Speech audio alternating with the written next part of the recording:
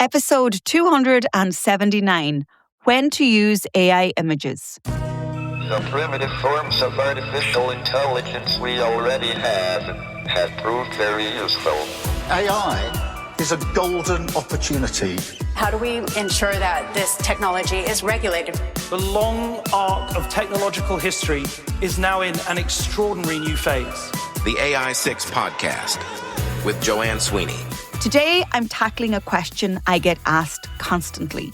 When should you use AI-generated images in your marketing and communications?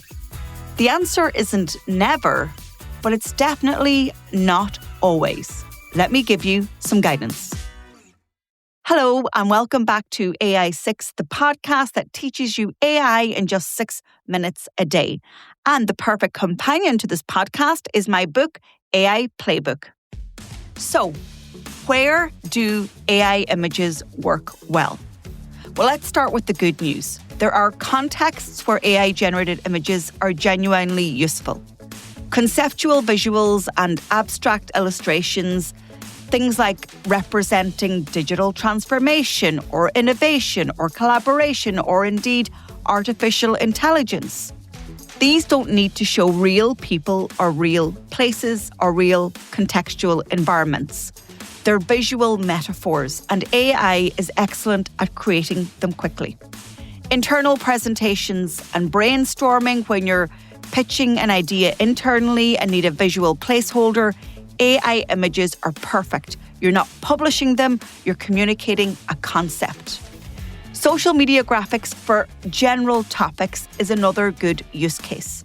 If you're posting about a trend or an idea and you need an eye-catching image that isn't claiming to represent reality, AI can work here.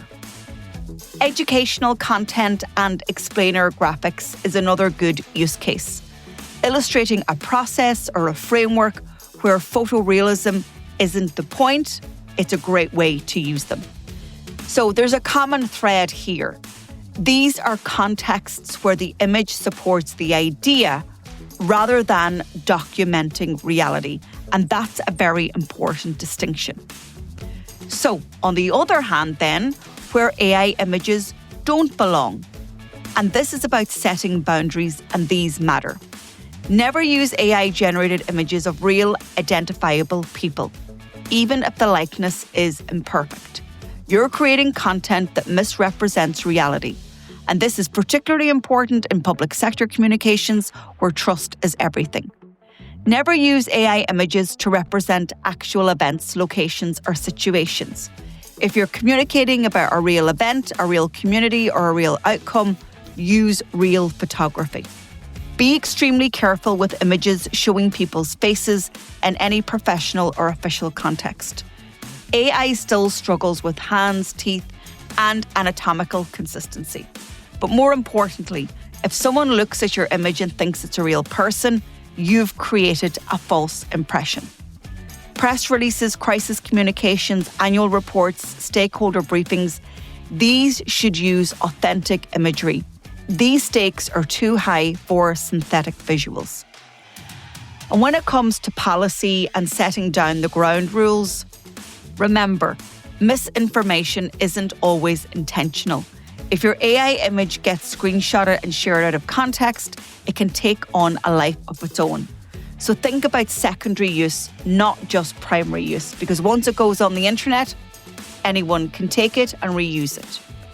Remember, disclosure is really important. When it comes to transparency, you need to disclose when you're using AI. My recommendation is always label AI-generated images. A simple image, AI-generated, might suffice. Remember, on social networks, we have to turn on the toggle to declare when we're using AI-generated images. And when you're making this declaration, you're not apologizing, you're simply being transparent. And don't forget, you can also add that note in the metadata or in the alt description. And why does it matter? Well, it's all about trust. The moment someone suspects an image might be AI and you haven't disclosed it, then you've lost credibility that they can make an accusation that you deliberately wanted to mislead, even if that was not your intention. So you want to maintain that credibility.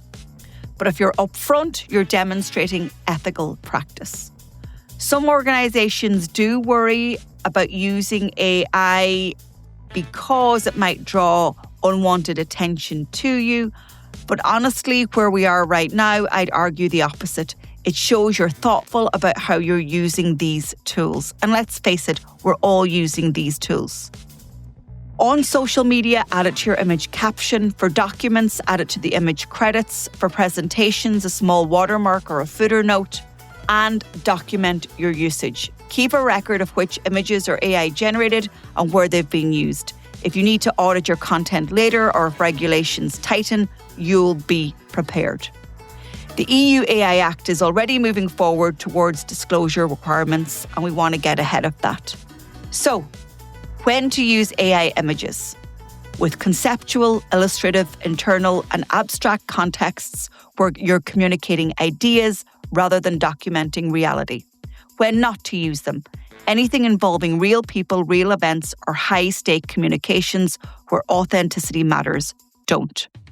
And always disclose. Label your AI images and build the habit now, and update your communications policy. AI-generated imagery is a tool, it's not a shortcut. Use it thoughtfully and it will add value. Use it carelessly and it potentially may erode trust. If you want to learn more about AI and communications, check out my AI Playbook Diploma based on my book of the same name. We cover governance as well as the tools. The link is in the show notes. I'm Joanne Sweeney. This is AI6. I'll talk to you again tomorrow.